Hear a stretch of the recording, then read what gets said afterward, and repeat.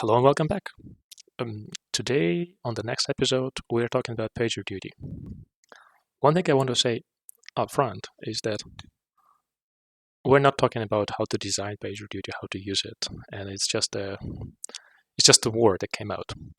When we were talking about possible interesting topics, PagerDuty did come along, and then it became one of the tops. So any coincidences in names are just coincidences. I'm not sure if the company is cool with that. I hope it is. So with no further disclaimers, let's get going. The plan today is to cover a couple things. Again, we did some prep work last week, actually early this week, and as it always happens, the topic became broader than we anticipated. So I kind of broke this down into three sections, each of them fairly large.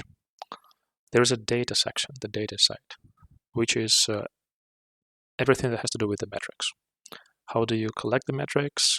How do you make sure they're aggregated and stored appropriately?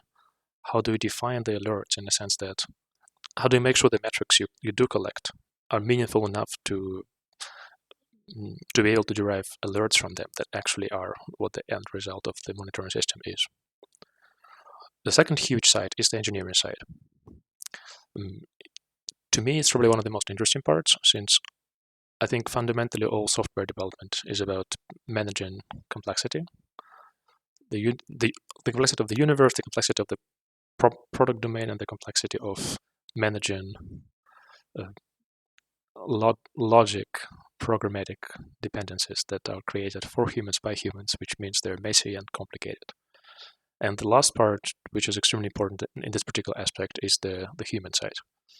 We usually don't talk much about soft skills, but I think, again, in the offline conversation we had before, we agreed it's an important subject to touch on here, because admittedly, when half of the service is offline, when your users are yelling at you, they want to use their mail, their Slack, their video hosting service or whatnot. They really, really want it to work, and it's not working. That's highly stressful, and not all people handle stress equally well. So there are certain techniques developed in the past dozens of years of how to work in this environment.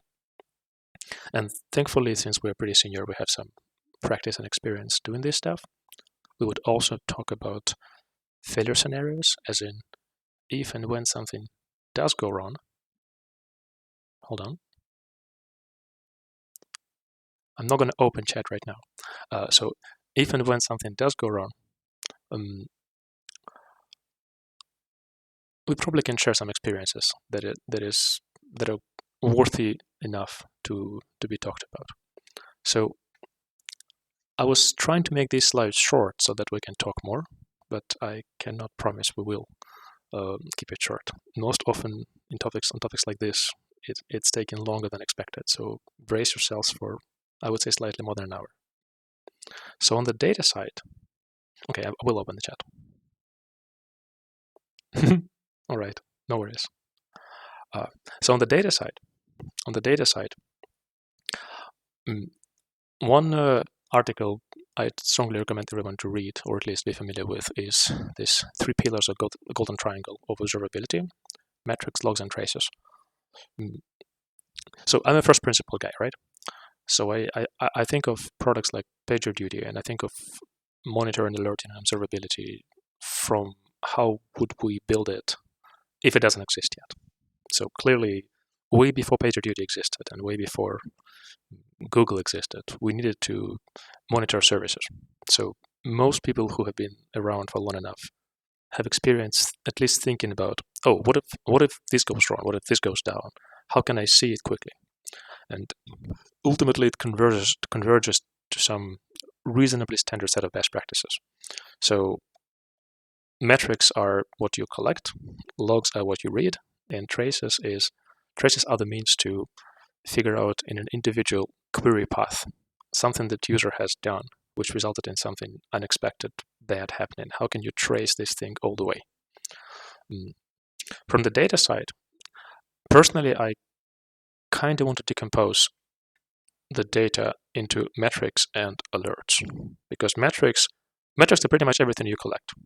They're mostly time series, as in every 5 seconds you record, let's say, CPU and RAM usage of every single machine you have. CPU, RAM, disk, absolutely, and likely network are the metrics you would absolutely collect. Most deployments of current production systems, most of them have some fairly standard means to extract these data points. If you host on AWS or whatever else, there's a good chance those metrics already are collected for you. If you want to have your own custom alerts on them, at some point you probably want to rely on something, want to collect them yourself too, because you can't just rely on the means to alert on those that the platform provides. I mean, for example, imagine you have your web hosting that runs your code. You can configure alerts there, as in, well, if the CPU usage is over 70%, or if suddenly your disk is nearing, well, you're risking that the disk is gonna get full. But in the real world, you probably want to get alerts that are more contextual. Something like, oh, I have this disk space running low because a lot of people are suddenly uploading more pictures, or maybe I have my network near capacity because suddenly I'm a video streaming service and one of my videos is going viral in some country, so I'm streaming tons of gigabytes per second there. In order to make those alerts contextual, you can just, I mean, how do I put it in a politically correct way? On the one hand, every single company would try to convince you that their monitoring services are the best, and they might be right if you're a startup. On the other hand, the bigger of a company you are, and the more sophisticated your metrics are, the higher the chance you would need to have something built for yourself, for your own needs. So to me, the metric is just whatever you can collect in a time series setting. It's going to be a Linux daemon or a Windows service that just emits those data points every once in a while. It can be push, can be pull. Doesn't really matter that much. I think in the Linux world, you usually push. There's the daemon there. It collects those metrics and sends them away. There are standard aggregation techniques. So there would be some topology of where does this data travel to and where is it stored. Beyond storing, there is aggregation, because you would often want to. So yeah, let's take a step back. Aggregation can be multi-level. One of the easiest aggregation techniques is to just prune the data points or average them out. For example, for CPU usage, you need to have the peaks, but you don't need to know the CPU usage every 5 seconds. The CPU usage average and maybe percentiles, and so the average as in the mode, the mean or the median. Then you have some percentiles, and you want to know in how many seconds total your CPU usage was over, let's say, 90%. You don't need to keep every single second. You can just collect this data and store it. For visualization purposes, if you want to compare today to yesterday, you need some resolution of data. If you want to compare year to year, you don't need seconds. So there is some averaging out aggregation, and eventually, by default, some old data with higher granularity is deleted because clearly that's just too much data. I think the most important part here is how do you combine multiple time series into a single graph, into a single new time series. Because ultimately the alerts are not going to be defined on a single time series, most likely. So you have some process that takes some time series as the input, does some computation, and produces some time series in the output, which usually is the time series you would plot for the main dashboard, and which usually is a time series on which you would alert. The rules to aggregate those stuff, they are fairly sophisticated. We'll get to that in part 2. I just want to highlight that in my book, metrics are more or less raw values and basic aggregations. Alerts are fundamentally the end result of applying a threshold to some metric. So if something goes wrong, an alert is born. Alert is a higher order entity compared to a metric, even though it's not hard to imagine that you can have alerts on alerts. You can have like silent alerts that by themselves create new metrics, and then you can have a meta alert that fires at higher severity if more than some number of alerts of certain kind happened. So those are exactly the technological engineering challenges I would like to talk about next. Am I making sense so far? Any questions? Not really a question, but perhaps to add. It's on the aggregation, you can do it on the client side or on the server side. So if you're polling, for instance, CPU, you can generate, like, I don't know, aggregate 10 seconds into one and send that single second to the server. And when you're displaying, you probably don't really want, on a broad overview, you're looking for instance, the last 24 hours, and you need to aggregate all those data points differently. So there's two kind of aggregation, because for one, you don't want to, I don't know, dump a lot of data to the server that you probably won't need, and you could probably aggregate, do some pre-processing before going to the server. And then there's the display to avoid, I don't know, if you're looking for the last 24 hours, and if you collect metrics each second, that means that when you're on the browser looking for the graph, you're displaying 24 times 60 minutes times 60 seconds data points. So that, and you usually have a bunch of graphs on the single window. So if you have multiple graphs by it, that means that you put a lot of pressure on the server, and probably if there is an incident, that's when metrics tend to be very useful. And if there are a large number of people looking at those metrics, you can, I don't know, create some sort of DOS on your own aggregation server, on your backend.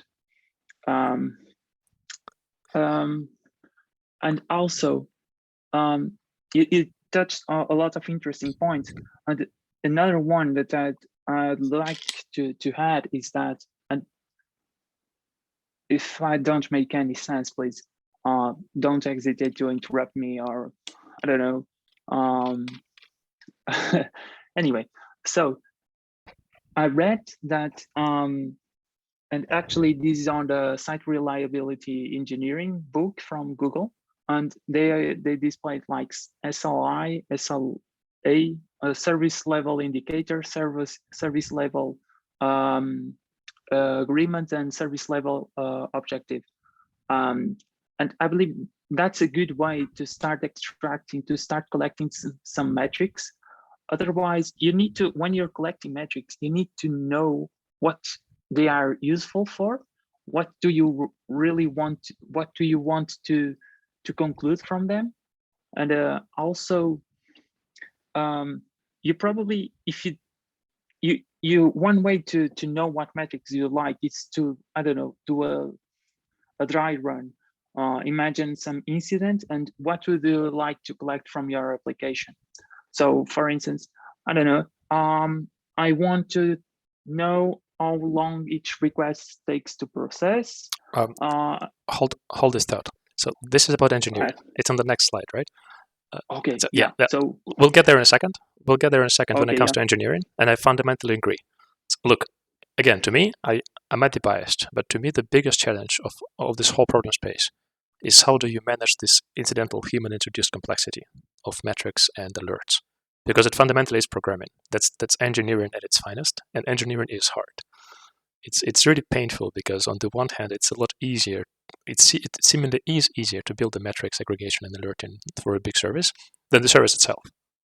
I mean, if you ask a random person what's harder to build, Gmail or alerting for Gmail, it's a no-brainer. Gmail is a lot harder. So people tend to underestimate how hard it is to just manage this multi-level logical dependencies of what data can. What does an operational system look like, and what does a failing system look like? So yeah, we'll get there. On the first point, there was a really good point you made. Well, I'm a physicist by training, so in physics, there's a very famous concept that if you want to measure something, your measurement device must not introduce any noise. And in some cases, it's really difficult to measure something without introducing noise. So you have to come up with techniques that actually do introduce noise, but you can cancel this noise out, or you can extrapolate what it would be without the noise. So in practice, yes, in certain high performance, high profile systems, monitoring, logging, or even metrics collection is itself a big toll in the system, especially when the system is failing. For example, if you have a TCP stack and you queue data packets and suddenly your stack is overloaded, it may so happen that your packets that just carry those precious metric data points that would on a dashboard show you that you have a problem. This packet may be lost because the network card is overloaded. So a lot of bad things can happen, or bad tracing can overload your disk and exhaust your disk space just because some engineer didn't think this particular if statement or the particular for loop could be called multiple times, and suddenly there's an unsigned variable and the input is -1, so it's an almost infinite loop. And before you know that, not only your service is unresponsive, you also have disks full on this machine and some other machines. Tons of bad things can go wrong.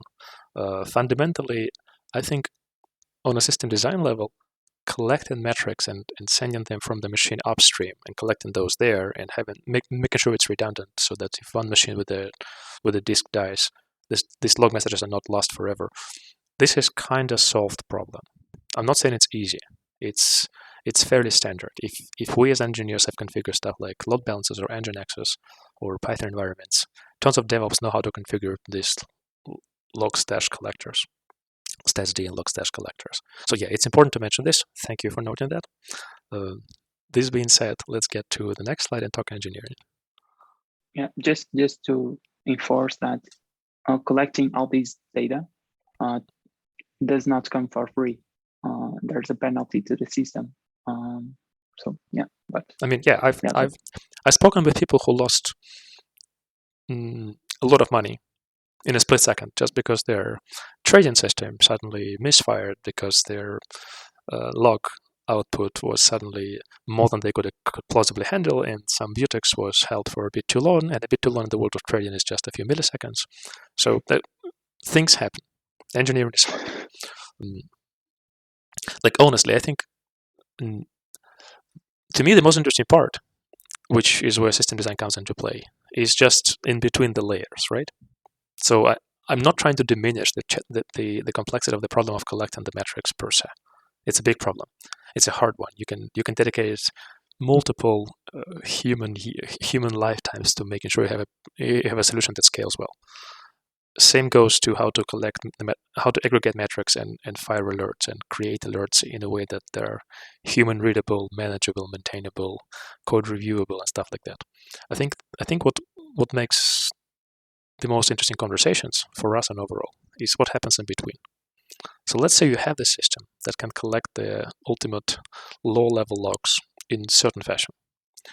Usually you would have some kind of a data warehouse, the real-time data warehouse. I think Splunk is trending these days, but you could use a lot of other techniques. So you would have some piece of software that can not only store this time series, but also transform them in certain ways that create new time series on the fly. And if you think about it, ultimately, an alert is just a time series of zeros and ones, where 0 is no alert and 1 is fire an alert. So it's all about programming. It's all about data flow transformations from data flows ABC into XYZ. And to me, that's an engineering problem that has to do with, how do I put it? Engineering is not about inventing abstractions. It's about discovering those. You have to discover what's the best way to describe the system, but describe the realm of problems that is best mapped to the problem domain, the human brains, the org structure. That's why, yes, ultimately, when you have a system to monitor, to ensure its stability, you need to define the top-level metrics first. The people who define top-level metrics, such as uptime, they do not know, don't want to know, and don't have to know about the actual data center layout for the system, right? If I'm the vice president of a huge company, of a bank, for example, all I care about is my IT department delivering an online system that works. If I have 0 complaints in a given year, I'm a good bank. If I'm losing customers because they say your online banking sucks, we went there, I'm a terrible bank. It's that simple. So, and I think every single organization I've seen from the inside has kind of converged to this pattern. We need to define the user-facing problems first, and then solve those problems, and then going lower and lower in the org chart level, we get to individual department vice presidents, directors, team leads, individual contributors who solve their particular sub-problems. So I'm fully on board. Everything you said about Google's book is spot on. You need to define the top-level metrics first. Absolutely. And by the way, it's a huge pain in the somewhere to agree on what the right metric is, because again, from the business standpoint, you would say, hey, I want my service to be up and running. Well, is Google search up and running if it kind of is responsible, but only uses 90% of the search index charts? You can get the search results, you probably find what you need to find. The users don't really experience deterioration. Only a sophisticated machine that measures it would be able to tell you that, hey, on this particular day, in this 2 hours interval, some part of the index was missing. So is it an outage? Do we count this as partial outage, 0 point something percent outage, or what? When it comes to, for example, mail service or chat such as Slack, it's up and running. You can log in, you can send messages, but delivering those messages takes more than, let's say, 10 seconds per message, because some cross data center link is broken and their automatic recovery procedure is terrible. So the messages are kind of not lost, but they are taking forever to get delivered, and the order is messed up, and sometimes they're double delivered and stuff like this. On the one hand, it's not an outage. On the other hand, if the users of your service that was designed to deliver messages start calling each other on WhatsApp because your messaging service is unreliable, it's a bad experience for the user. So you probably want your metrics to capture this, and you can hardly detect those metrics. So it's complicated. It's tricky. Am I going in the direction you were assuming this to go, or? Yeah, I find it difficult to when you're collecting metrics, and if you're looking for the customer experience, there's multiple ways to capture that. There's probably a slide that will go about that, right? So, yeah.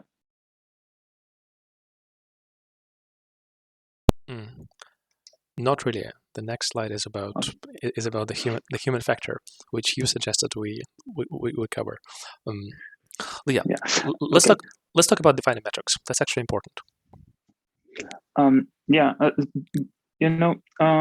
Let's say that your application is up and running, but your users are reporting some failure. You also need to capture that because, for instance, the load balancer could be faulty and only, I don't know, 10% of the requests come through. Your load balancer could be overloaded and set up a maximum. So for instance, at any given moment, only when a request go by. If there's more than that, your system won't be able to capture that. It's healthy, up and running, and able to sustain the load. But elsewhere, there could be a failure, or you probably are aware and you are okay with if the traffic is so big, we are okay with dropping requests. There's it's somewhat it's difficult. I don't know if you look that you take 10 milliseconds to process a request, you can't say that the user will get the response in for say 20 milliseconds. It's important to have a good system, a good monitoring system, if you can, to try to collect. And then, as you said, start from the customer and then dig deeper on what you can collect to know the health of your system. I hope this makes sense. It's a complex topic. It's probably easier at this point to assume that we have some mapping defined from the higher ups of how should we assume that our numbers, our tech numbers, map to the user experience. I'll give an example. This 10 or 20 milliseconds response time is a good metric for engineers. Most likely, the people who would deal with this metric would be a couple levels below the executives, and the agreement that would be made above these people would be along the lines of, well, let's agree that in the past 4 quarters straight, the median response time was 11 milliseconds, and the 99th percentile was 25. So let's set a goal of the 99th percentile being 22, and the median being below 10. It's hard to argue, it's hard to reason what those improvements would mean in terms of the user experience. It's in terms of the market share and stuff like that. But usually the way it works is people who are making those decisions, who are putting those numbers into the OKRs, KPIs, roadmaps, these guys usually know what they're doing because they've done it before a couple times in different organizations. But fundamentally, something like let's look at the 99th percentile of the response time when the system is loaded at least 70% capacity, which means during peak hours. And well, actually, percentiles are percentiles are the hardest actually. In terms of data flow processing, in terms of data crunching, it's really hard to maintain real-time percentile. So what people usually do, we replace them by fixed thresholds. So we're not talking about what's the 99th percentile. We're talking about what percentage of requests falls into the bucket of 10 to 11 milliseconds, 11 to 12, 12 to 13. And then there's like, you can have 1 millisecond granularity, for example. And then you can say that I would like to compute the sum between 25 and infinity and see how many are there. Yeah, percentiles are really bad, by the way. That's something people should know in this space. There's no algorithm that computes percentiles on the fly. So you have to keep all the data from the past in memory. In fact, there are research papers. There is actually real theoretical work on how to best smoothen this curve of distributions in real time because it is hard. Like there are people who are trying to implement some heuristics that are trying to approximate those curves with formulas on the fly and adjust them dynamically so that you can reason about their nature in the future. That's interesting too, both from the standpoint of implementing those algorithms and from the standpoint of modeling on the low level. What should we cover? I think so back to the engineering complexity part, but back to the part where it's about managing how convoluted the rules are. Let's first consider the stable equilibrium. We have a bunch of metrics, a bunch of alerts. They're well configured. They're well defined. We know we can live with the system. We have a dashboard if we're lucky. Let's say we have a bunch of people who are on call, so they carry pagers. Pagers are the old term. Those usually are smartphones, but they would make big noises if something goes really wrong. So on the one hand, even designing the system is for stable equilibrium is kind of hard. You need to trust me. When you have a system that is up and running like this, there were endless hours put into making sure we know which alert is just a message in Slack, which alert is a page, what's critical, what is not. Because unless a company has the luxury of having SRE support across the globe in different time zones, a page means you can be waking up at night. So on the one hand, you probably want to sleep better. On the other hand, if your service is down, you don't want to wake up and realize it was down half the night. So alert severity is a huge topic by itself. I think what is more interesting is, imagine you have this configured. Imagine you had a small service. It always starts like this. You have a small service. You don't plan to grow 100x. Even if you do, decent founders, decent top management people would not let you plan for 100x growth because it's too expensive. They would assume the service is going to grow slow. And then due to selection bias, some services would suddenly grow super fast. So everything that grows super fast has tons of legacy code. That's not a bug, it's a feature of the system. Us with the humanity, we're moving forward faster collectively if we allow for legacy systems to grow. So there's a good chance that if a system is suddenly growing explosively, there's tons of legacy behind the scenes. So at some point, small changes have to be made. An obvious example would be, let's say you're adding a new data center. What does adding machines or upgrading machines in a data center you have?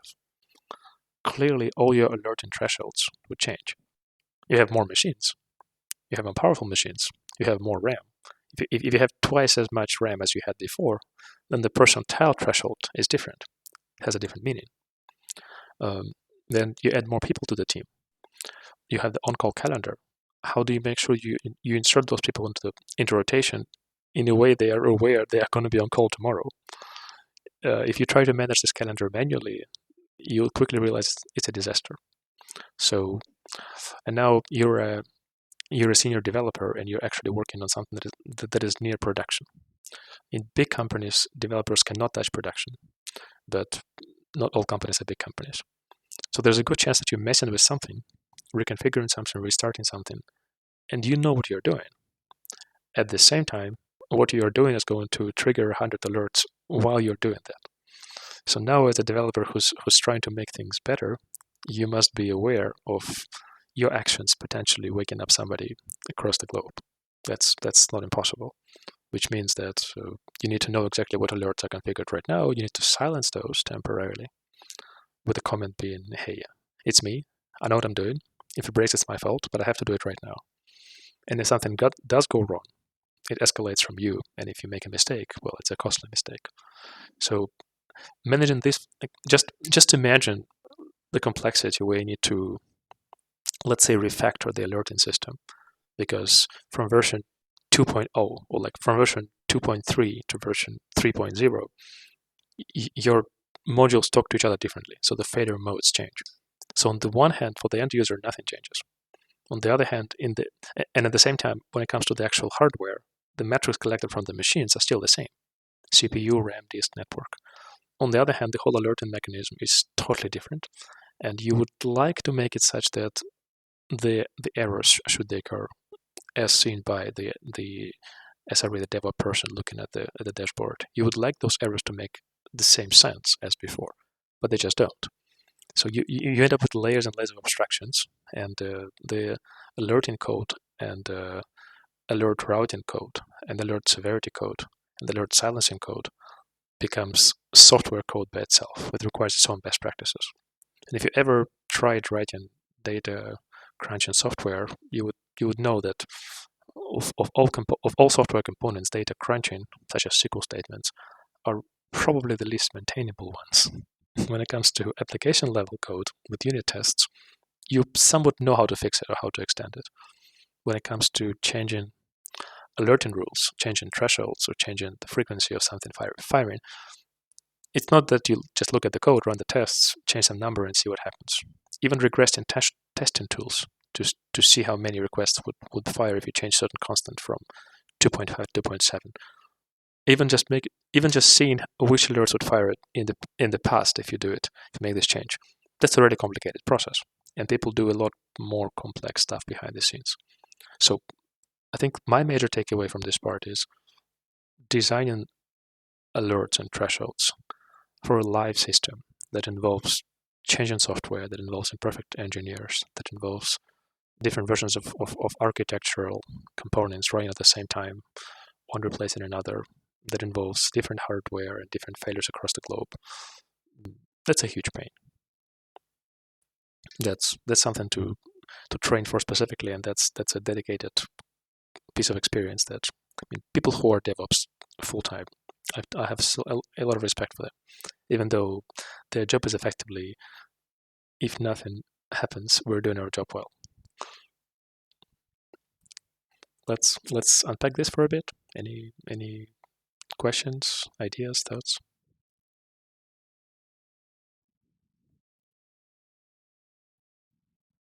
Yeah, if we were talking about the big organization, I'd probably also follow the sun rotation. That would be less stressful to the involved engineers. Also, the metrics probably need to be revised every so on, just to make sure that we don't lose touch on what metrics we have, because it's somewhat normal if we don't look at the metrics being collected from a year now on. You probably forgot some, or probably there's an alert missing that you thought that it existed, but it isn't there.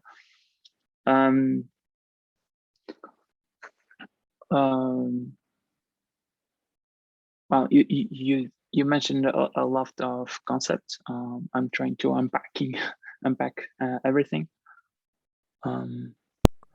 Alerts are extremely hard because, look, unlike code, unlike software functionality, you don't test alerts very often. So indeed, it's hard to forget about a product feature because you know who's using it, and if it's not used, you probably want to take it out. There's one concept I really love. It's the disaster testing. So when you try to simulate alerts, depending on how aggressive you are, you can go all the way to actually physically turning off production servers and making sure your service physically turning off production servers and making sure your service is up and running. I have not met many people who do it for real, even though I'm a huge fan of this approach. But usually what people do is they have some mm, role-playing games. So you have Team A and Team B, and Team A is trying to crack Team B and vice versa. So a huge organization could say, hey, you know what? This department runs this service. We're going to dedicate some people from these teams or from some other teams who would try to have this um, military exercise of trying to find a failure scenario that those guys would miss, and vice versa. So to prepare for this, first the team itself, the guys themselves would try to um, cross-examine their own code. They would try to fire every single alert. They would try to find a scenario that is plausible and fires that alert. They would make sure that everything they can think of fires the right alerts. And then it's going to be cross-team, right? So yeah, tons of fun. Yeah, I never thought about it. That's really interesting. Well, if you think And about also, it's a huge. The stakes are huge. If it's a production service with 1 billion users, every second of downtime is costing the world a lot. So it's only reasonable to assume that the degree of sophistication that goes into ensuring those alerts are up and running should be comparable to what military exercises are. I mean, lives are at stake. yeah, the higher the stakes, the more prepared you should be. No question about that. But we're focusing on probably big companies.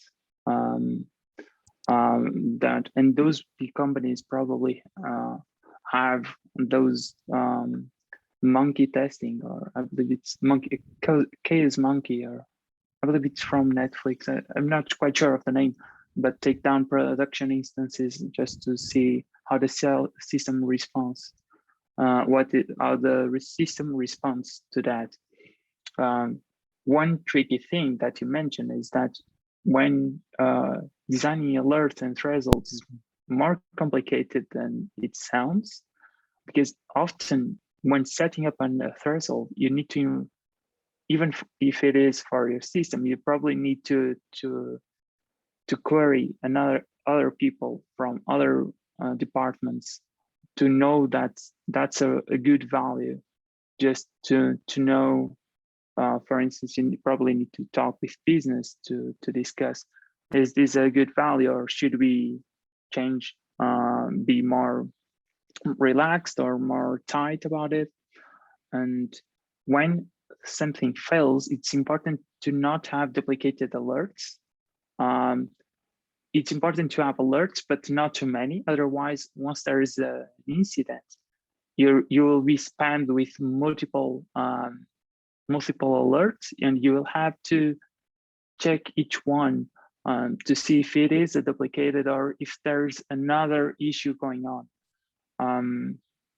And that may be tricky because throughout development, developers can say, oh, this alert, we should create an alert over this, but there was already a previous one, and once the combination fails, both alerts trigger, and they are about the same cause.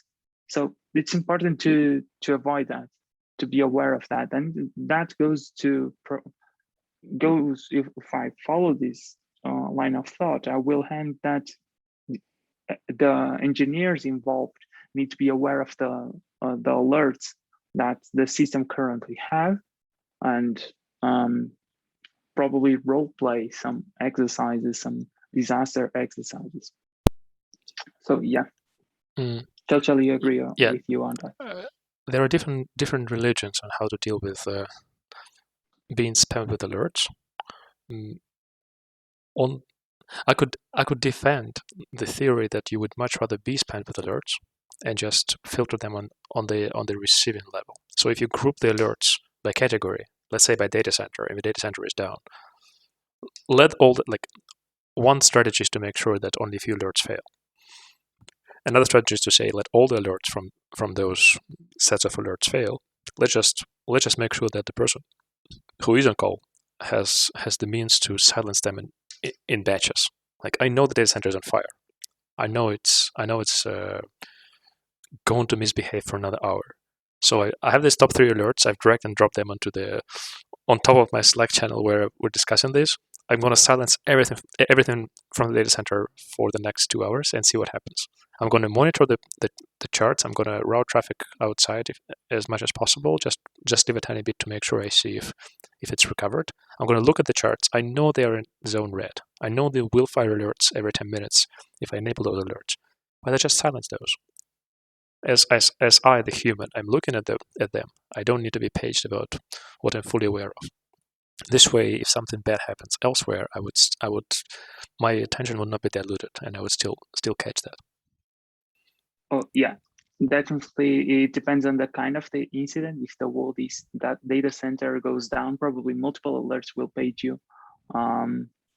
Yeah, I should probably have that disclaimer up front. Yeah, it depends if there's a big issue going on. If, for instance, if you are multiple shards without replication and one shard goes down, probably you'll have multiple alerts paging you, depending on how you have everything configured. I was being more local. It's just something that I've seen is that throughout time, alerts have been added while some refactoring or some new development there's on. And well, when there's a new development, I've seen creating a new alert based on some log, for instance, and there was already another alert that was about the same thing. I was more coming on that from that. Yeah. I believe it's good to have some good sense. I believe it's some good judgment, let's say, while applying metrics and alerts. And you also, one funny thing, while you're refactoring, you need to be careful if you're not breaking an alert. So when you're reviewing code, you need to pay attention to that. Yep. Well, thankfully this can be back tested. This is one of those. Thankfully, this can be back tested. This is something that you can possibly check semi-automatically. Most big companies of most important products, they would have some portion of traffic recorded, anonymized and recorded, or they would have the means to send artificial traffic. So if you accidentally remove some instrumentation from the code that makes some alert impossible, you should be able to see it before you merge this code to the production release branch. I'm looking through the slide into what I could have possibly missed. So yeah, I can't stress enough what the complexity of this human-introduced complexity is. What the impact of this multi-level abstraction on abstraction becomes. So let's say you are deploying a new data center. You are maybe putting more powerful machines there. The old alerts would need to change. You would need to have the new alerts in place. But for now, you're just changing the thresholds. How do you change the thresholds of the alerts in production? How does it happen? It most certainly is not you going onto some web interface and changing the numbers one after another in a web form. That's just unsustainable. There are hundreds of those. There must be some programming language which, upon being compiled, transpiled, evaluated, or whatever, results in a bunch of thresholds. This language has some code in it which computes these thresholds based on some formulas and coefficients and whatnot. So in order to temporarily change those alerts, change those thresholds, you would need to know which numbers to change. Of course, you have tons of diff tools that would show you the before and after values. So even if you change one coefficient here, you would see that of this 10K coefficient, of this 10K thresholds, 6K have changed by these values. But then somebody would need to review this code. Somebody would need to review that this tiny change you made here changed everything here. And then how do you push it to production? If it's, let's say, version control based, if it's Git based, you just have this code reviewed, push it into some branch, and then this branch goes out to whatever is picked up by the very alert sending entity. But what if it's not version control based? So you have your own business logic that emulates source control, more or less. Some people say, hey, we have simple alerts, we can do point and click. We have like drag and drop interface that resembles Microsoft Visio or some Salesforce funnels. That's not a bad idea per se, but then if you want to do it right, you would end up coding in a graphical language. You could do it. At some point, some engineer would say, screw it, and write some code, and you would have a combination of drag and drop and the actual programming code. So that's a huge pain. And that's with alerts and thresholds. It's about as much pain, although it's probably better to use some techniques, some drag and drop techniques there. It's about as much pain when it comes to which alerts are sent to whom. So usually you would have a primary and secondary on-call person, and you have some on-call calendar. So I would know I'm on call as a primary person, let's say 9 to 5 today, and you're my secondary for today, and then maybe next week you're primary and I'm secondary. So we have some SLAs on us humans imposed by our teams. So if you're a primary on-call person and you receive a high severity alert, it goes to your phone, and maybe your phone even rings. So you have to pick up the phone and say the magic phrase that would be recognized on the other side, so that the other side knows you've received the alert. If my phone rings and I don't pick it up, or I don't say this phrase, something would happen. For example, my phone would ring again 5 minutes from now, then again 5 more minutes from now, and then you will be called. Since you're my secondary, you're my cover. So if I'm suddenly offline, you will be paged like this. And now if I'm suddenly on vacation, if I'm suddenly, I don't know, I need to take somebody to the hospital and I'm on call, I need to call whoever it is, you, my secondary, my manager, or whatnot, and you need to dynamically change these rules for the next 16 hours. Find a new secondary. It's not hard to find this person. It's hard to make a change in the system and know you made the right change. So it's again tons of visualizations, tons of back checking of one another. That's complicated. Well, I think on this note we have to get into the human factor, which is something that is important here. Okay, I'll be the guy who starts it. Basically, as I often emphasize, I'm a get things done guy. So this is not. If you're looking for a meetup where people talk about soft skills, this is not the right one. But Antonio convinced me it's important to mention this, and I think you're right. Let's do it. So this demarcation line between writing code and supporting it in production, that's huge. It's a game changer. It's remarkably stressful. On the one hand, you're looking at your code in your sandbox that just passes all the tests and works perfectly. On the other hand, suddenly the real users are having troubles with your service, and you are to blame, more or less. So even though nobody would blame you in today's world, and that's a right approach. Let's not blame people. Let's just talk about what can we do better. The pressure is there. People handle pressure differently. My personal opinion is that being on call for your own code and for other people's code is one of the greatest way to grow professionally, because you feel the responsibility, you feel the pressure, and moreover, you know that if something goes wrong, other people will cover for you. So you will be peacefully asleep, and others will be reading through your code, trying to figure out what's wrong with your code. So this knowing this will happen, not might happen, but will happen. It's well, let's put it this way: it boosts your learning curve by a huge factor. You become a senior engineer a lot faster because you know you have to write clean code that is maintainable. Once you know this can happen, you know it's stressful and it's painful for other people, you tend to get more ownership, you tend to get more responsibility. You talk to those people proactively. Hey, let's go through all the playbooks. Let's simulate failures. Let's see how can I best write these comments, this documentation, these checklists, so that you know what to do if something goes wrong in certain ways. That's, I think, a great experience. Just keep in mind that the world is changing towards respecting people's emotions and well-being a lot more, which is overall a good trend. So be careful. Even some words are changing. For example, we call it incident report these days. used to be called differently 5 years ago and 10 years ago, and it's probably a good thing we call it with a more gentle term that doesn't trigger anyone one way or the other. So again, I think my main point, which I can't emphasize enough, is that everybody reacts differently and everybody grows differently.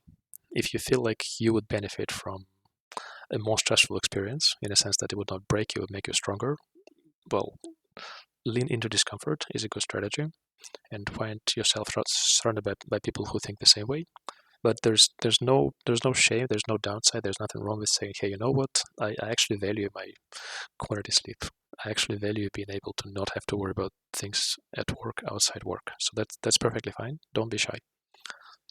My main point is, it's a spotlight. You need to know how it feels if something goes wrong, and it's a helpful experience, helpful exercise.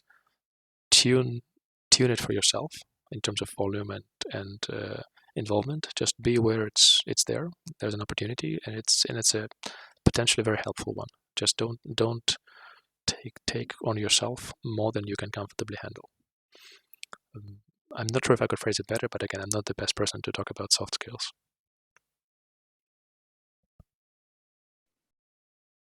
I believe one sign of maturity on your system.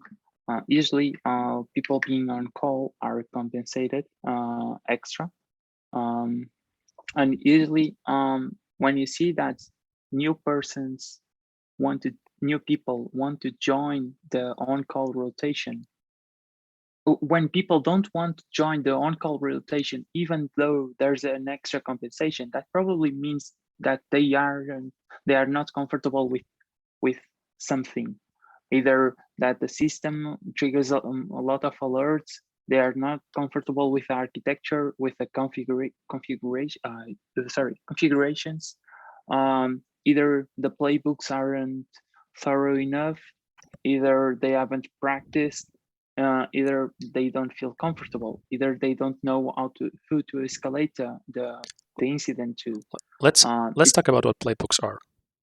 I think we used this term a couple of times and we haven't introduced it. Yeah. Do you want to take it? Playbooks is some sort of if statement. If this happens, then you should act. Then you should do this, or have some advisory steps. So if one of your features fails, then on your configuration management system, there's a toggle that you can switch off. You discuss about the impacts, discuss about what is the communication template, who do you reach out to if your alert is precedes a bigger damage, let's say. And also, I believe it's important not just to have, for instance, a document somewhere on your company detailing those steps, but also on the alerts. When an alert triggers, there's usually a body of text, and you can include, look, there's probably this could be wrong. The impact could be this. It's important to check. Here's a possible remediation step. Whenever there's an incident, it can be unique. No matter, there may not be a playbook. So usually, when you have an incident, you need to be open-minded. Following a playbook step by step may not address your unique problem, and that goes to, well, the person on call needs to have a big picture, needs to be aware of the big picture of the context of your system. Otherwise, they won't. That's actually debatable. And I'm with you. I agree with you. That some people would say that in a perfectly designed. Let me start from one step behind. So usually the product is developed by engineers, And in most companies, the first people who are on call for this product are the engineers who built it. So if you and me and Maxim build something, the three of us, and we live in 3 different time zones, so we cover the globe 8 hours, 8 hours, 8 hours, so none of us has to be on call at night. That's a good world to live in. Playbooks emerge when you need to teach other people how to manage, how to deal with the incidents that happens on your code, and those other people are by definition less knowledgeable of the code base. So it's awesome if you can explain what your code does in a few words, and it's awesome if they understand the system pretty well.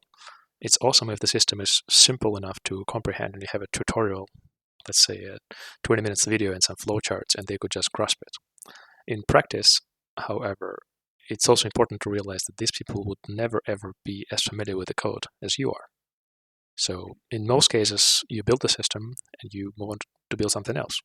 And over time, the people who support the system in production, they would also be replaced by other people who are even more junior as the company grows, and they are even further away from the code. So I would say, yeah, it's great. It's great for people to understand the code. It's really strange to support to be the DevOps, to be the SRE, site reliability engineer, supporting the code for which you don't have access. Like, you probably want to be able to read the code and read the logs and all that stuff. But it happens. So a perfect playbook is the document that kind of outlines this human script of how to fix certain issues or how to reason about certain issues without understanding the underlying implementation. So for example, at Google, the way it works is the engineers would be on call. The SREs would be observing this process for a while. And after some long, lengthy period of time, I forgot what that is, and even if I would remember, I probably shouldn't say it. But after some period of time of making sure that, hey, whatever incidents happened, the playbook clearly outlines the steps to take to mitigate those issues or to analyze them later on. Only after the playbook is confirmed to be of this level of maturity can this project be taken over by the SRE, so that developers are no longer expected to be available 24/7. So,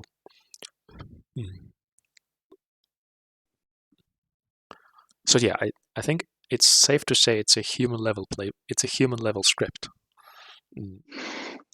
But again, the question of what are your expectations? The question remains: what do you expect from these humans that would be handling your issue?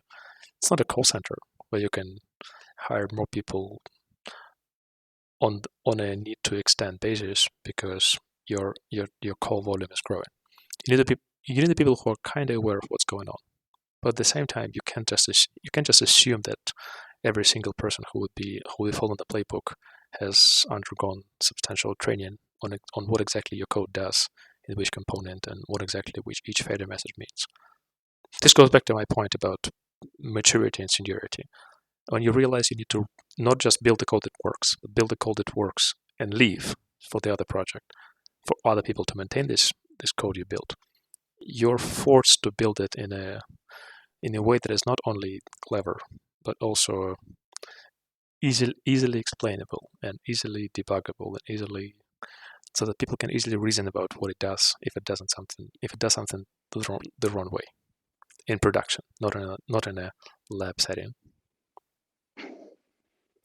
Yeah, revertible code. Yeah, that's a good word. Yeah. Usually, actually, from the incidents I've dealt with, I can say that probably a couple of times at most I looked at that code, and I wasn't the engineer that developed that code that created it, and I was the one responsible by that part of the system. And dealing with the code, at least from my experience, comes after the incidents on the steps to resolve it. Usually, and that's when you see when you see some growth by the engineer, is when the code is placed under a toggle, a feature toggle. So I know that I don't really need to know what the code does, but I can disable this new behavior with this simple change. And I believe that's probably what the DevOps part is looking for. They don't really care whatever the language, whatever the implementation for the system is, but how they can stop it, how they can heal the system. Is the last change sent to production revertible, or there was some I don't know, some reset going on, some clean slate. Um,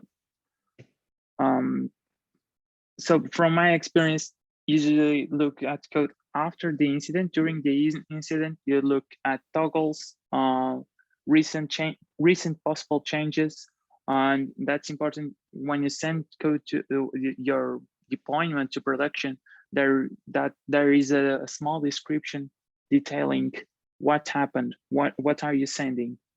That can come handy when once the person on call is looking, because if you send something if you deployed something to production, and if it breaks as soon as you introduce the change, you see the description and try to figure out, probably also on the playbooks, if it is revertible and so on. So usually see also some mindset when I'm on when I'm in code reviewing. Can I reverse the change? If this change becomes problematic, how can I stop it? Is it enough to make a new deployment with the old instances? If let's say I'm not doing a staging rollout, a progressive rollout. If I just replace all the machines at once, let's go by that scenario. Otherwise, there are also other possible solutions for it. Anyway, if you're replacing the machines, how can I reverse the changes?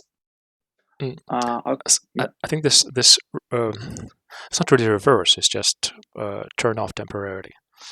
There's a note on that on my next slide, which is called the big red button. Every single time I build something which is unusual for the SREs to support, the first thing they ask, is there a big red button? And yeah, as you correctly pointed out the last time we spoke, configuration mistakes are more likely to be the cause of an issue than the mistake in the code. So yeah, unfortunately, not all changes are localized to this degree. When it comes to I'm just trying to loosely follow the slides. One pattern that many companies these days have adopted is called the green-blue deployment. Nothing fancy. It's just the idea that you have the production deployment and the almost production deployment. So before anything goes to production, you need to test it in an environment that is presumably identical to production. You can even send some real traffic there, and you need to make sure that your on-off switches and configuration changes, they all make sense, and they all behave exactly the way you expect them to behave. It's really painful to discover that your big red button is not working exactly the moment you need it. There's a joke about Schrodinger backup. Most backups are Schrodinger backups. You never know if it's a successful backup until you have to restore from it. It's painful. Another thing Max mentioned before is passive monitoring. So sometimes you can derive alerts. Sometimes it's useful to have external sources of alerts into your system that are not directly observable from within your own system. My favorite example here is you have a Twitter alert that people are saying, my service name is down. If you develop a service called green mineral water, you probably want to have a Twitter alert that if a lot of people are starting to tweet about this thing being down, it's probably good enough for me to wake up and see what's going on. And then I guess to close on this soft skills list personal notes. Yes, in most countries these days, in most companies these days, being on call is compensated with extra money. Money is one thing, though. Healthy relationships with your coworkers and especially your managers is a different thing. So the painful part when people are turning from engineers to DevOps, or when you're an engineer whose day job becomes carrying a pager for your service, for a couple of weeks when it's transitioning from the development phase to rollout phase. It's important to not burn out in the sense that being responsible for the service is real work. It's a full-time job. So, I mean, there are bad managers who would say, "Oh, look, you've written less lines of code in the past couple of weeks, and you closed fewer Jira tickets." Well, I'm not going to talk about these issues; they are just terrible. But in practice, I think developers themselves are usually not fully aware and not fully conscious about the level of stress it puts on them when they have to deal with production issues. So that's something to carefully outline to whoever you're working with. That sometimes the week during which you have to maintain a couple tickets per day is usually the week on which you're substantially less productive when it comes to writing code, which is normal, healthy, and not something to be ashamed of and stuff like that. I just had to say it because it's important. So yeah, if this is wrong, if people aren't comfortable with joining to the on-call rotation, throwing money at the problem, it may not be the best solution. So increase compensation. Probably the process could be improved, and it's probably better to focus on that, on improving the process, rather than just throwing more money just to even things out. Statistically, in today's world, if something can be solved with money, it is not solved in any better way. So since it kind of works, I don't see the world in any near future where it's solved differently. So I think this change, which I support wholeheartedly, this change you're talking about should come from within. It should be us, the developers, us, the engineers, being more conscious about, hey, you know what, we have to do this kind of work, which is not what we're designed for, which is not what we're meant to do. So we'll do our best. It's in our mutual interest. Just make sure you don't trick us or pressure us into thinking that, hey, it's just part of your job, do this and everything else. People take it differently. I mean, full disclosure, I enjoy being on call, especially for my own code, but I also enjoy being on call for my co-workers' code because this gives us a lot more interesting stuff to talk about over lunches or beers and stuff. But I'm fully aware I am not uniformly randomly drawn data point from the pool. So yeah, thanks. I think this slide I have is that's the big red button mention, which I talked about. This meetup, this conversation, this talk will be incomplete if we don't mention what does go wrong more frequently than. So I mean, if your system goes down, if your alerts are firing, where to look first? What usually happens in practice? So one of the worst things is when people design systems in a way that are not cascading failure friendly. Cascading failure means the failure of one component is increasing the chances of other components failing. So there are tons of ways to design systems so badly that one bad apple just kills the whole thing. Well, one disk full can easily result in more disks being full right away. One service down can easily result in load balancers misconfigured so that the rake is suddenly down, and then the cluster is down, data center is down. So this is painful. That's exactly where I just realized I used the word painful too many times today. Maybe because I know DevOps it's a hard job. So the number one lesson to draw from these experiences is always have this big red button, the switch, the single line of code, or the single line of configuration change that can roll back the new feature. If you look at most feature launches these days, they're usually done by a certain fraction of users getting some interface. Even big companies are not immune. I remember maybe half a year ago, I was looking at Google Finance, and then I refreshed the page, and I got a new interface, which was a lot more advanced and shinier.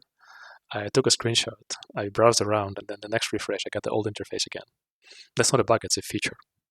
People are rolling out a new interface to a small fraction of users, and they are trying to find the right fraction. And if something goes wrong, they roll it back. That's normal. That's maybe it's the second version of the big red button. It's they don't just turn it on and off. They turn it on for some users, and they can gauge this gap. They can open and close it slightly until they're confident. That's normal. Um, Another important, I would say, the most likely cause of issues is misconfiguration. It's incredible how wrong people often are in terms of estimating how easy their configuration is for the others to write. You would say, "Hey, I've added one switch here. I've added one command line flag. Look at my example configuration. That's what you set it for, and that's going to work." Well, you know how it works. The person who reviewed your code kind of know how it works. The people who are paid at night don't. So oftentimes, and config files tend to get copied over randomly, and they use different versions. Sometimes the old files are copied instead of the new ones, and the defaults could be off by an order of magnitude. So when something doesn't go right, there's a good chance the issue is in the configuration. Maybe some flag that was optional is now required. Good code. My philosophy is that good code should always fail early. So if the config file is incomplete, my program won't start with an error message being "you forgot this flag," or "this JSON doesn't contain this field," or "this invariant has failed, so clearly you have the wrong config file, please fix that." Oftentimes it doesn't work this way. Oftentimes the code would start and use some defaults, and those defaults can kill you. So that's one of the major reasons to use blue-green deployments, because you can test your configuration in the blue before it goes green. Another huge piece of pain is it's called discoverability. I deal with this term a lot, but I'm an engineer these days and an architect. Discoverability can mean different things. Discoverability in development means you can send requests to the services without knowing where they are. Discoverability from an SRE perspective is one machine is misbehaving. How do I get there? If it's a small data center, you have an IP address, and you know exactly for which request, which IP address it goes to. If it's a bunch of load balancers in a different chain of routing protocols, this can be hard. So even locating the log file of the machine that is misbehaving can be tricky. If this log file you need to access is from, let's say, a couple hours ago, it may have been rotated elsewhere. These days, what's usually happening, what is usually done is the standard ELK stack, so Kafka, Elasticsearch, Kibana, Grafana, whatnot. So you would be able, if you would not be, you may not be able to find the log file right away, but you'll be able to effectively use Elasticsearch as a big grab tool to quickly find the right relevant lines of those log files that have to do with the requests that killed this service. But again, being able to locate exactly the other machine that sent those requests, that could be hard. That's why good logging is a separate huge conversation, but good logging is designed in a way where from the log file written by one service, you know exactly which other service sent this request, so you can go there. And go there means SSH there if it's in the world of Linux. And to SSH there, you need to know exactly the IP address, the right gateway, the right bastion, the right key. Sometimes there are privacy issues, so you should not access that machine because it has sensitive data, all sorts of troubles. And of course, the biggest class of issues, which I put last for a reason, is the cross-team ownership. People naturally point fingers at each other. It's not a bug, it's a feature.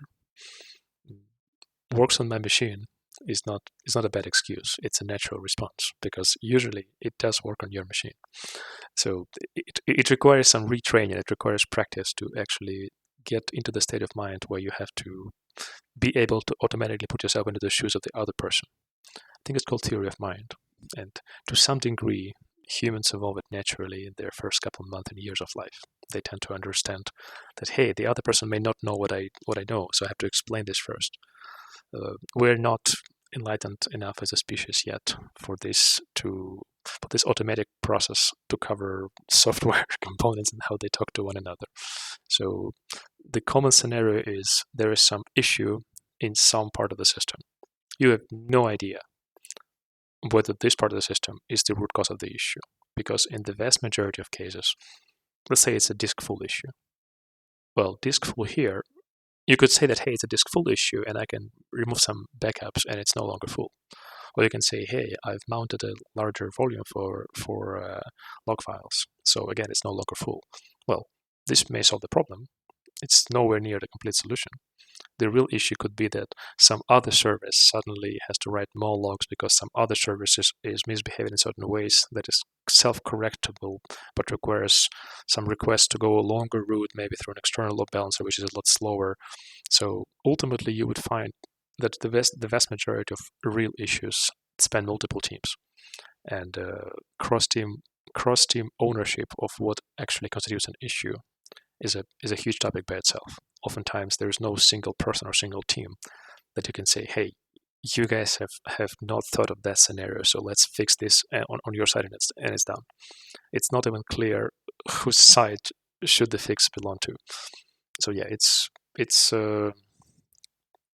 requires some soft skills, it requires some expertise, it requires some clever mix of personal responsibilities, personal connections, so that people talk to you honestly about what they have done, what they believe could be an issue on their side, and on the party they're communicating with. It's hard, interesting, and again, only comes with experience. I believe it's my last slide, so we can, second last being the last one containing two letters, Q and A. So now is about the best time to talk about this in a free form setting. Yeah, regarding configurations, if they are version controlled, well, excellent, because you will be able to see the last value. That can be very useful. Yeah, I have no idea why people. Somehow there's a backlash these days out in the air against monorepo. I'm not saying monorepo is the best solution. It's just, it's really hard to align commit hashes from different repositories. So I've seen people not able to even figure out which version of the binary is running somewhere right now. Every single binary that I ship to production, it would have some /status endpoint on some port, which would give you a JSON, which among other things contained the commit hash, the branch name, and the dirty files, just in case it was built manually from some changed piece of code. Yeah, it's usually what is done in big companies and in small companies too. Yeah, I was somewhat pessimistic during this talk. I'm usually more optimistic. So let me correct this. The world is not too bad. We have decent DevOps best practices and playbooks. We have Ansible. We have RunScope. We have PagerDuty after all. So even people who have not been running big systems, when they assume the role of like high-ish level DevOps, they would usually know what the right thing to do is. They would cut branches before the day of launch. They would cut some branch and ask people that, hey, we're gonna effectively do a code freeze. So don't commit anything for the next couple of days. They would run some tests on this, on the code frozen yesterday, the day before yesterday. They would make sure it works correctly. They would make sure the configuration is matching this code. So yeah, these practices people would follow. Then I have no idea what would happen if I have no idea what would happen in most companies if suddenly the configuration is taken from the place other than where the code is, and it's misaligned between config and code. Bad things will happen, and there are no good answers here. It's just processes in. Humans are pretty bad at processes. Computers are really good at processes, but at some point there's a demarcation line. So you can't automate everything. And at some point, you don't want to automate everything. You want to leave room for the human to interfere. So yeah. Yeah, usually when I think of configurations, and you mentioned it, it's on, like, for instance, the default, the one that you deploy coupled with your code, and also your system could read some configuration from another system, that is interact by other departments. So for instance, let's say that the customer service is ready to make a big launch, to make, I don't know, to start, or let's say that your application is worldwide, and suddenly the customer service is okay with launching your changing some toggles by country. You won't be probably the person to to change those toggles. Probably there will be someone else making those changes, I believe. So, and when I mentioned version, some version control over it, it's not just the configuration that is coupled with your code, but also on that configuration management system. That, because I believe that that's the easiest to miss, because not there could be not much contact by the engineers. That could be someone else, or the company just bought a product from a third party, and they use that product, and your system interacts with it. You there, that's a concern that sometimes I see that this is missed, and could be really important when trying to revert the changes, because sometimes you could revert to your system to the last deployment, but if you don't change that configuration, the same behavior could be still active. I don't know if Well, this makes sense. yeah, this has to do with third-party dependencies of your code that you are for some reason forced to treat as black boxes.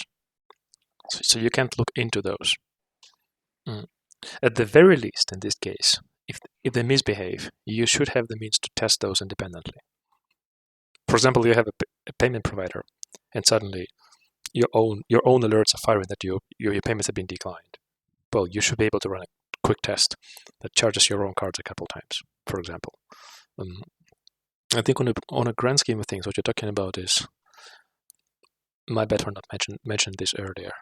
What you're talking about is observability. There's discoverability and there's observability. Observability is how mature is your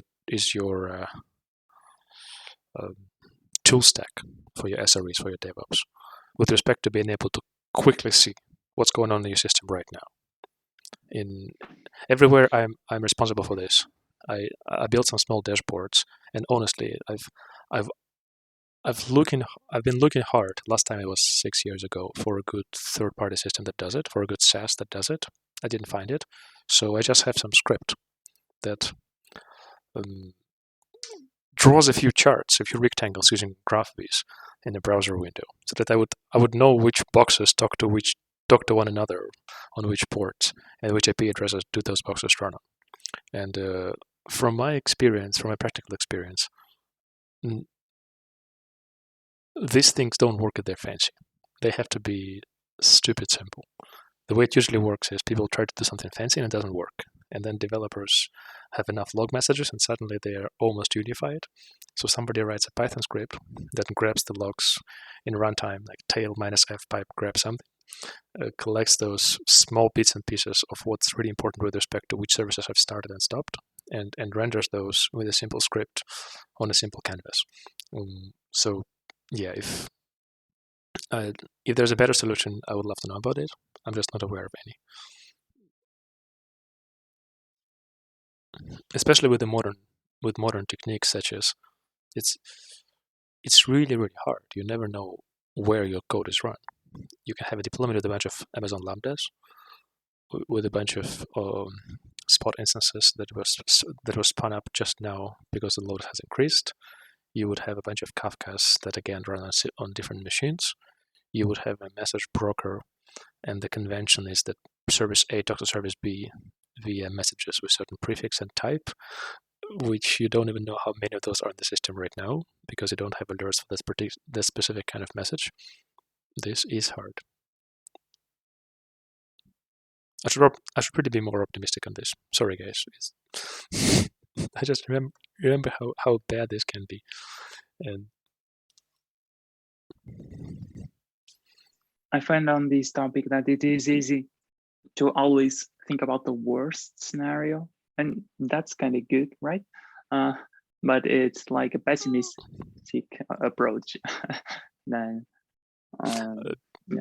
yeah, I think on a personal note, it's just the way life treated me. I think as we critical thinkers must consider the worst case scenarios. Then we learn how to overcome them when we were younger.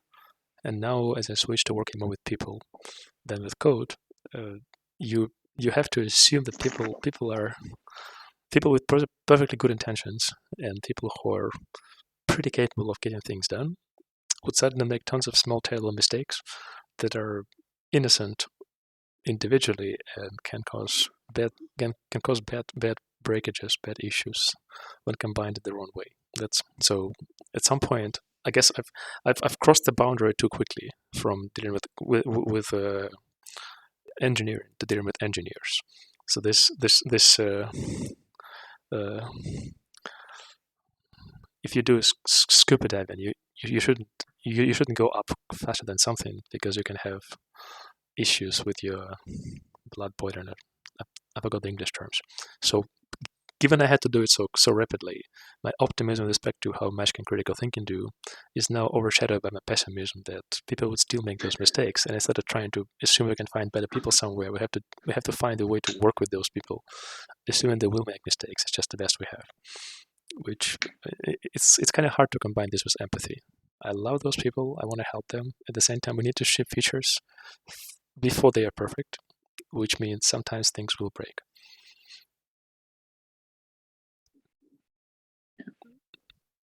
Okay, on this optimistic note, any any more questions?